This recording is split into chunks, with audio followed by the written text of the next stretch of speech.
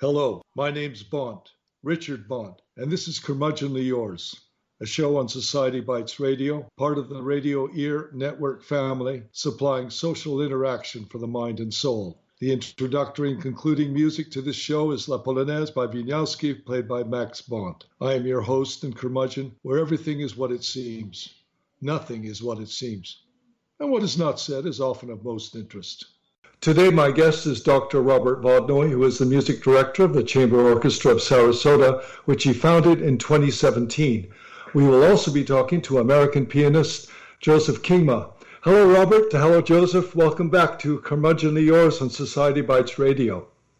Great to be here, Richard. Yes, likewise. Okay. During the summer season, Professor Vodnoy is the conductor and music director of the Whiting Park Festival Orchestra, which performs a huge array of popular and classical favorites like A Broadway Celebration, Bernstein and Friends, which is the music of Bernstein. There's Debussy, Mahler, and Beethoven, Rise with the Texas Tenors, and American Visions featuring Peter Boyer's Ellis Island, The Dream of America. Professor Vodnoy has guest conducted numerous orchestras throughout the world, including the Symphony Orchestra of the Zhejiang Song and Dance Theater, China, the Bellevue Philharmonic, Mississippi Symphony, Orchestra of the Colorado Music Festival, the Jacksonville Symphony, Wisconsin Chamber Orchestra, Czech National Symphony, the Orchestra Sinfonica di San Remo in Italy, the National Philharmonic of Taiwan, the John Köping Symphony, and the Seoul Philharmonic. Director Vodnoy also holds a BM summa cum laude and an MM in composition from the University of Hartford. American pianist Joseph Kingma is the first prize winner of the Franz Liszt International Piano Competition. He has won awards in the Cincinnati World Competition and Sorenton Young Artist International Competition. As a recitalist, he has performed on the Dame Myra Hess Concert Series in Chicago, the Yamaha Artist Series Performance Series in New York City, the Dorothy Mackenzie Price Piano Series in Toledo, the Music Institute of Chicago, the Tamukwa Arts Foundation in Orlando, the Good Shepherd International Concert Series in Minneapolis, l'Oasis Musicale, the Oasis Musicale in Montreal, and many others. Beethoven's Emperor Piano Concerto is arranged for piano and string orchestra and will be the featured work in the March 16th Chamber Orchestra of Sarasota concert, which will be, of course, at the Church of the Redeemer in downtown Sarasota, Florida.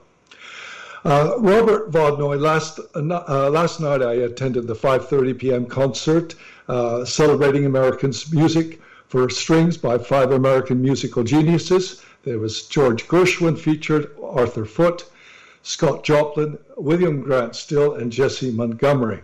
There was another concert set for 7:30 p.m. I thought it was fantastic. How did you think it went, especially in front of the audience now, and how did it come about? Well, this is the, well, first of all, thank you, Richard, for those kind words. This was our first live concert this season, and it made a world of difference to us to have an audience present with us at the performance. We did, as you know, a live stream only concert in December, which we were very pleased with, but just the feeling that you were playing for people in the space with you made a world of difference for us, so we were delighted about that.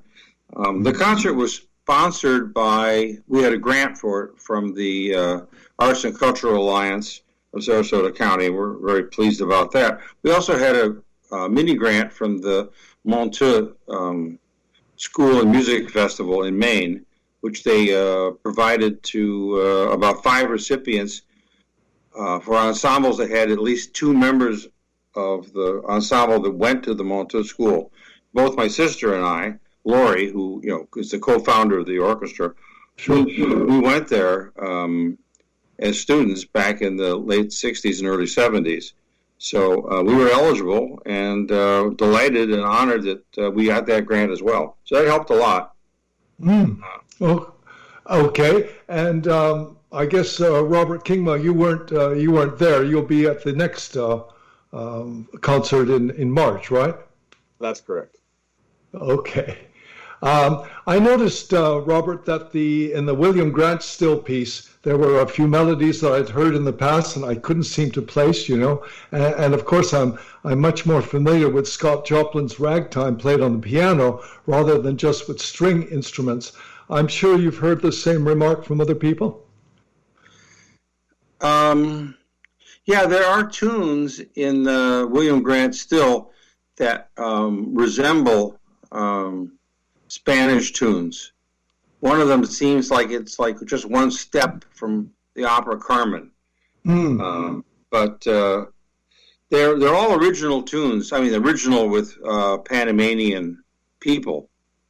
They were collected and given to William Grant Still. So there's a familiarity just in the nature of folk tunes, I guess.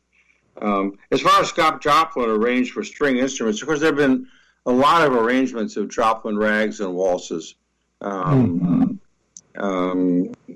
This particular one, just for strings, and I did some additional touches to it. Added some octave registrations and adjusted tempos and things. So, yeah, I was very pleased with the way that it came out. It's a lovely piece. Yeah, because it's the first time I'd really ever heard it with Joplin's music with strings. So I wanted to talk. Joseph Kingma, do you have any thoughts on that, on Scott Joplin's music being played with strings? Yeah, it must be quite interesting. Obviously, Scott Joplin pretty much exclusively wrote for the piano, and orchestrating it must be quite a challenge to get all the syncopations between the steady accompaniment to come through. Sure. This is just a general question I asked last time. I'd like to ask it again. What is the Chamber Orchestra of Sarasota doing to make concerts safe for a live audience to attend? And who will be playing with the orchestra for the rest of the season? Maybe we can talk about the Beethoven Emperor Piano Concerto on March 16th. Either one of you can say whatever. Well, let me address the safety question. So we were generally pretty pleased with attendance at the concert. We're down substantially, of course, from our regular audience of last year, but we still had about 50 people in attendance, and that was good. As far as the performers are concerned, we're only using strings, so that eliminates the problem of respiratory spread of anything. Because there's no wind players. Right. In addition to that, we've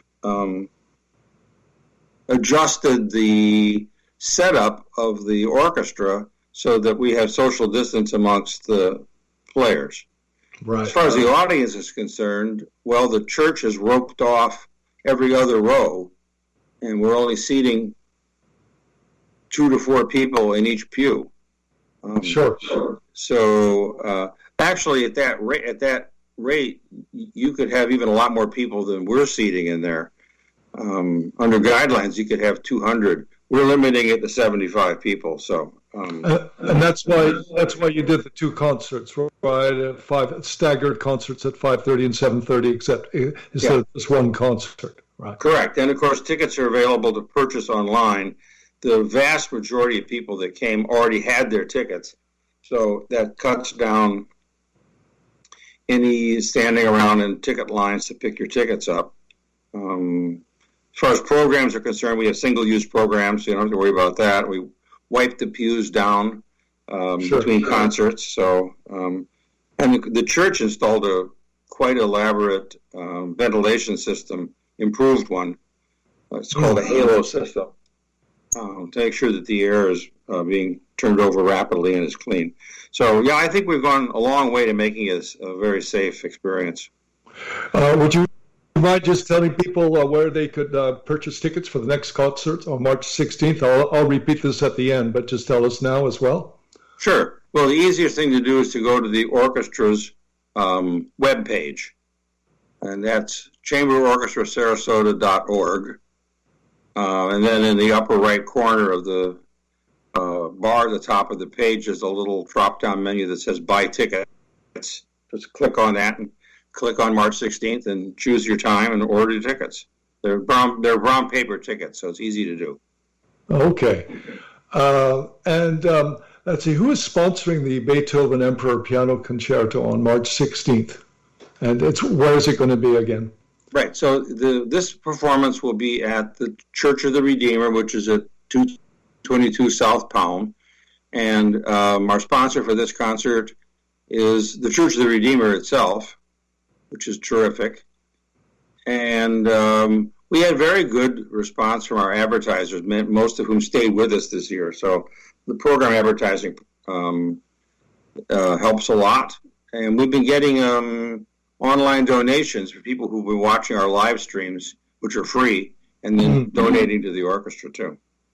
Okay. Let's see, the featured pianist, I guess that's you, right, Joseph Kingma? Yes, and I'm very, very grateful for the opportunity with COVID and everything to actually be able to perform a live concert. It's very exciting. Yeah. And so the Beethoven Emperor Piano Concerto, I guess, could you talk to us about that a little bit? When that was, go ahead. Sure, yeah. So it was Beethoven's final piano concerto, although apparently he started a sixth, but never kind of gave up on it. It's his largest piano concerto as well. It was written in between 1809 and 1811 in Vienna, and during a time when the French were sieging Vienna and occupying it, and Beethoven was very distracted by all the chaos going around in the city. So it's really remarkable that he could even complete a work, let alone one that's so forward-looking. Well, probably the most important aspect of this concerto is that it really marks the transition from the soloist being these almost sole virtuoso focus to almost an obligato part where the orchestra and piano are nearly equals. Huh. And the emperor, of course, that's Emperor Napoleon? Actually, it's a title that was given by Johann Kramer. Beethoven didn't give it a title, and like many of his works, it was added later by a publisher. So Kramer was the English publisher of the work. Okay. I wonder why he called it the Emperor, but probably because of its heroic thrust. I mean, of course, it's in the same key as the Eroica Symphony, E flat major, and it has a very heroic and noble character throughout. Okay. It is ironic, isn't it, Joseph, that this concerto got nicknamed the Emperor when Beethoven was trying to write it when he was under siege by Emperor Napoleon, who he was so angry with that he struck his dedication off the Eroica Symphony. Right. Kind of a funny circle there. Yeah, you hit the nail on the head there, Robert, there, of course. There's the irony, the big irony. Yeah. And also, Beethoven... go ahead, Robert, go ahead. Yeah, a couple of things to mention about this, which I'm sure Joseph knows well, is that this is the only piano concerto of Beethoven's that Beethoven didn't perform. He played the first four, but he didn't play this one because by... actually 1811 when it was premiered finally, his hearing was too challenged to be able to do it. He did play in public a little bit after that, but for the most part, he stopped playing by this time. So, how did he become deaf? I mean, it was just a disease. I always wondered about that. Well, you and everybody else. There's no absolute conclusive